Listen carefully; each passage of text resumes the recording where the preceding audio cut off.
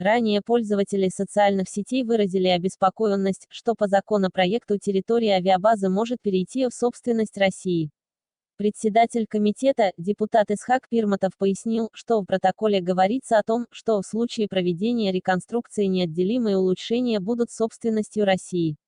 Дефис. Указанные улучшения перейдут в собственность Кыргызстана по истечении срока соглашения.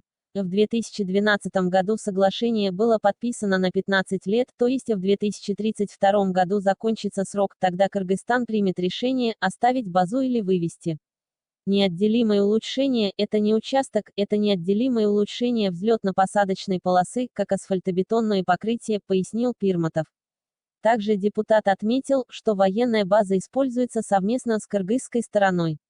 Там базируются 2 самолета вооруженных сил Кыргызстана. Депутат сделал замечание правительству за недостаточную разъяснительную работу. Дефис. Вы не общими словами, а кратко ответьте.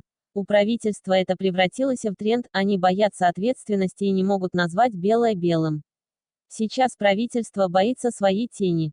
Если боитесь ответственности, то не работайте. Пусть придут люди, которые могут взять волю и принимать решения, сказал Пирматов.